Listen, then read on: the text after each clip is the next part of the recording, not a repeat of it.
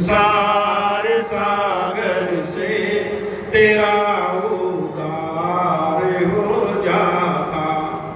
न होती जगत में ख्वारी, न बढ़ती कर्म बीमारी। न होती जगत में ख्वारी, न बढ़ती कर्म बीमारी। जमाना पूजता सारा गले का हार हो जाता। जमाना पूजता सारा गले का हार हो जाता। अगर गुरुदेव के चरणों में तेरा प्यार हो जाता। अगर वास्तव में गुरु के चरणों से हमारा प्यार हो जाता, हमारे गुरुओं संतों महापुरुषों के जो वचन है, जो शब्द है, उनसे हमारा प्यार हो जाता, तो हमारा कल्याण हो जाता, हमारे जीवन का उद्धार हो जाता। लेकिन हमने गुरुओं संतों महापुरुषों का मुखौटा तो लगा लिया, लेकिन काम उनका नहीं करते। उनका मुखौटा लगा लिया, उनका काम नहीं करते। काम तो कुछ और कह करते हैं, काम कुछ और ही कर रहे हैं। इसलिए हमारे दुख दूर नहीं होते। इसलिए हमको किसी को जरूरत पड़ती है हाथ दिखाने की, किस्मत पूछने की, मत्था दिखाने की कि मेरे भाग्य में क्या लिखा है। इतने अनजान बन जाते हैं, लाखों रुपए खर्च करके मकान हमने बनाया, पैसे हमने खर्च करे, और पूछने के लिए किसी और के पास जाते हैं कि हम अपने घर में कब पड़े, हमें वो तारीख बता देंगे। मकान हमने बनाया, पैसा हमने लगाया, और पूछने के लिए किसी और के पास जाते हैं। छोरा छोरी हमारे घर में पैदा हुआ, नाम पूछने के लिए किसी और से जाते हैं कि हमें इसका नाम बता दो, क्या रखें। शादी हमारे छोरा छोरी की है, हमारे लड़की की है, हमारी बेटी की है, तारीख पूछने के लिए किसी और से जाते हैं कि हमें तारीख बता दे। जिनकी तारीख बताई है, क्या वो अजर अमर हो गए? सीता ने कितना सुख पाया, कितने वेदाचार्यों ने महापुरुषों ने उसकी तारीख देखी थी। तो हम तारीख पूछने के लिए कौन से जाते हैं? अगर आपने धार्मिक काम करना है, अपने बुजुर्गों को पूछ लो कि हमने घर बना लिया, इसमें हम कब बताएं, कब पढ़ना है। तो बुजुर्ग लोग जब कहेंगे पढ़ जाओ, सास है, ससुर है, ताया, चाचा, नाना, नानी, मामे, पोते, पड़ोसी, अपने घर में पढ़ जाओ। हमारे घर में बेटा पैदा हुआ, किसी बुजुर्ग से पूछ लो, अम्मा बता दे इसका क्या नाम रखे, और अम्मा को चाय भी पिलाओ, मिठाई भी खिलाओ। अगली दुआ कितनी देगी और नाम भी बता के जाएगी कि ये नाम रख ले। और ब्याह की तारीख निकालनी है, जब आपके पॉकेट में पैसा हो, वो तारीख सबसे शुद्ध है। और पैसा नहीं है और पंडित जी ने बता दिया उस तारीख को, कर ले, फिर कर्जा उठाते फिरना ब्याज में, फिर सारे दिन की ब्याज उतारते रहना। तो जब आपके पास में पैसा हो, जब तारीख रख लो, तो हमें अपने मन को गुलाम नहीं बनाना। हमने अपने मन को गुलाम बना दिया, यही हमारी अज्ञानता का कारण है। माधो अविद्या धीर विवेक दीप मलिन। अज्ञानता के कारण ही हम लोग दुखी हैं, अज्ञानता के कारण ही हम लोग भटकते फिरते हैं। हमारे विचार विवेक रूपी नेत्र धूमिल पड़ चुके हैं। एक एक सांस हम लड़ाई में, झगड़े में, चुगली में, निंदा में गुजार देते हैं, लेकिन एक सांस की कीमत का पता है आपको? एक सांस कितना कीमती होता है? ठसके में तो कोई है नहीं जो एक सांस की कीमत दे देगा। कहीं भी नहीं, पूरे कुरुक्षेत्र में नहीं है, पूरे भारत में नहीं है, पूरे संसार में नहीं है जो एक सांस की कीमत दे देगा। तो जीवन की कीमत कौन देगा? लेकिन हम अपने जीवन को बर्बाद करते हैं, हम अपने एक एक सांस को बर्बाद कर देते हैं।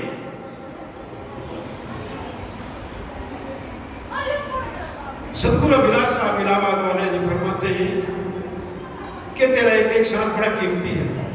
हीरे की कीमत आप दे सकते हैं, मोती की कीमत दे सकते हैं, जवाहर की कीमत दे सकते हैं, पन्ने की कीमत दे सकते हैं, लेकिन एक सांस की कीमत नहीं दे सकते। मुझे चंडीगढ़ में 60 साल से ऊपर हो गए रहते हुए चंडीगढ़ में देखता हूँ एक सांस की कीमत क्या होती है। अपने एक सांस को बचाने के लिए घर बार बेच देते हैं लोग, बर्बाद हो जाते हैं एक सांस की कीमत। और एक सांस की कीमत का पता जब चलता है जब आखिरी सांस आ रही होती है। तेरा एक एक सांस हीरा मोती, तेरा एक एक सांस हीरा मोती, ये लुटाने के काबिल नहीं है। किसी ने हीरा देखा क्या? मोती देखा किसी ने? तो सदगुरु विलास साहब जी बताते हैं कि जो तेरा सांस है, तेरा एक एक सांस हीरा मोती, ये लुटाने के काबिल नहीं है।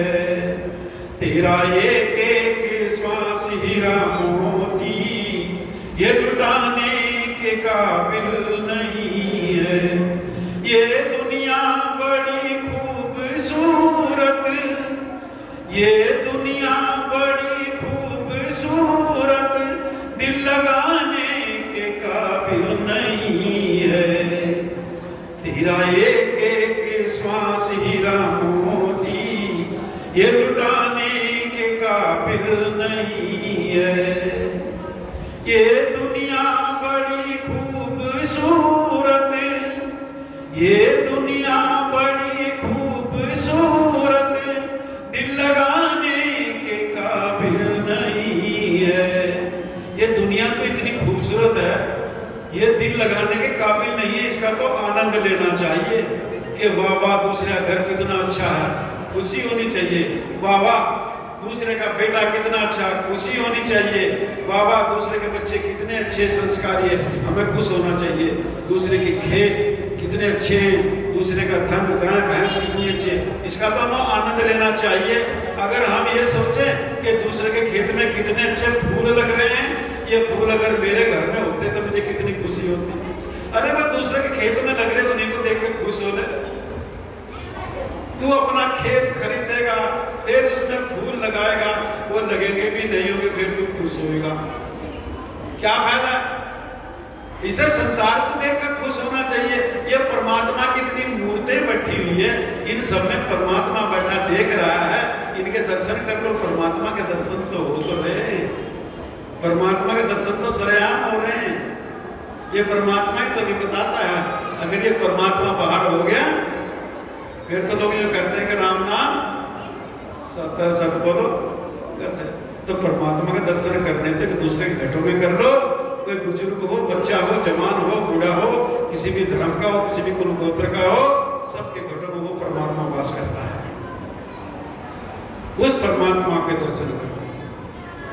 पशु जीते जी सेवा कमाते, बाद मरने के भी काम आते।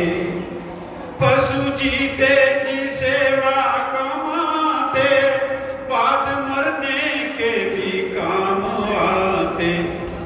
जिसने जीते जी सेवा नहीं की, जिसने जीते जी सेवा नहीं की, वो नर्तन पाने के काबिल नहीं है। तेरा एक एक श्वास हीरा मोती, ये लुटाने के काबिल नहीं है। पशु जिसको बैल बोल देते हैं, गधा घोड़ा बोल देते हैं, गाय भैंस कुछ भी बोलो, जब तक वो जिंदे हैं सेवा करते हैं, उनका गोबर भी काम आता है, उनका दूध भी काम आता है। और बेचारों के पेट में दर्द भी होगा, उनको भूख भी लग रही होगी, बुखार भी हो रहा होगा, तब भी वजन खींचते हैं और मालिक फिर भी पीठ पर डंडा मारता है। अगर बैल के पेट में दर्द हो, भूख लगी हो, मांग नहीं सकता मुझे दवाई दे दो, मुझे खाने को दे दो, मुझे प्यास लगी है पानी दे दो ना, चलना पड़ेगा, पीठ पर डंडे खाने पड़ेंगे। वो जीते जीतनी सेवा करता है। और हम तो स्वतंत्र हैं, दवाई मांग सकते हैं, खाने को मांग सकते हैं, पीने को मांग सकते हैं, हम स्वतंत्र हैं।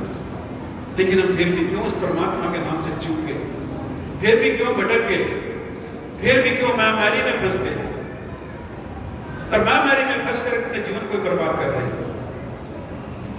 पशु जीते जी सेवा कमाते, बाद मरने के भी काम आते। पशु जीते जी तो सेवा कमाता है, लेकिन वो तो मरने के भी काम आता है। जब मर जाता है उसका मांस काम आता है, उसके बाल काम आते हैं, उसका चाम काम आता, उसके सींग काम आते, उसकी हड्डियां काम आती, उसका तो कुछ भी व्यर्थ नहीं जाता। और बेचारा क्या खाता है? घास और पीठ पर डंडे। और हम क्या खाते हैं? Fruit, dry fruit, gulab jamun, कलाकंद, रसगुल्ले, बर्फी, और फिर वो खाकर भी हम दूसरे को गाली देते हैं, दूसरे के साथ में लड़ाई झगड़ा करते हैं। तो जब पशु का यह हाल हुआ है घास खा के, तो रसगुल्ले गुलाब जामुन खा के हमारा क्या हाल होगा, इस पे विचार कर लेना। बहुत दुख की खानी तब बची हो जब राम ही जानी। हे भाई, ये शरीर छूटने के बाद में बहुत दुख की खानी है, तब बची हो जब राम ही जानी। जब उस अंतरघट में बचे राम को जान जाओगे तभी छुटकारा होएगा। जब साधु संतों के सानिध्य में जाओगे तभी छुटकारा होएगा, नहीं तो सालों खानियों में भटकते रहोगे और बहुत दुख सहन करना पड़ेगा। उसका बखान भी नहीं कर सकते, उसका बखान भी नहीं कर सकते। तो इसलिए बंदे कर ले आप न मेरा, आप जियत लगू आप डोर करूं, ये कहां कर तेरा। हे बंदे, जीते जी अपना नबेड़ा कर ले, अपने जीवन का कल्याण कर ले। आज जो आप लोगों ने इस बैकुंठ धाम को सजाया, बैकुंठ धाम के ऊपर मत सोच लेना। हमारे बड़ों ने तो हरिद्वार की पौड़ी बना दी, बड़े बड़े घर मकान बना दिए, बड़े बड़े महल बना दिए, लेकिन स्वर्ग नरक हमारे बड़ों ने नहीं बनाया ऊपर कहीं, क्योंकि मटेरियल चढ़ाने का साधन नहीं था। तो गुरुदास महाराज ने साफ मना कर दी, तो जग बिस्तो शंकर जाने तो उतरक है भाई। स्वर्ग नरक की बात करना तरक करने की बात है। स्वर्ग नरक तो धरती पर ही है, ये स्वर्ग ही तो है। सब पढ़े लिखे हैं, ये स्वर्ग ही तो है। अब हम स्वर्ग में बैठे हुए हैं। अगर कोई बात समझ में ना आए तो स्कूल में सिखाते हैं ना, स्कूल में सिखाते हैं कोई शब्द समझ में ना आए उसका संधि विच्छेद कर दो, उसके टुकड़े टुकड़े कर दो। क्यों बेटा, ये बताते हैं ना स्कूल में, संधि विच्छेद कर दो और उसको फिर तो समझ में आ जाएगा। जैसे स्वर्ग है, सौ का संधि विच्छेद कर दो, सौ जमा वर्ग स्वर्ग। सौ माने अपना, वर्ग अपना वर्ग। ये हमारा अपना वर्ग बैठा है, क्योंकि सब सत्संग सुन रहे हैं, सबका परमात्मा में ध्यान है, कथा में ध्यान है, सत्संग में ध्यान है, तो ये अपना वर्ग है, ये 10 वर्ग है। अरे एक बात और ध्यान से सुनना, जो कहीं ठेके पे बैठे हैं ना, उनका भी स्वर्ग होता है, वहां उनके वाला स्वर्ग होता है, वहां उनका वर्ग बैठा हुआ है। जो ठक्का ठोरी करते हैं उनका वर्ग बैठा है, इसलिए हमारा स्वर्ग यह है।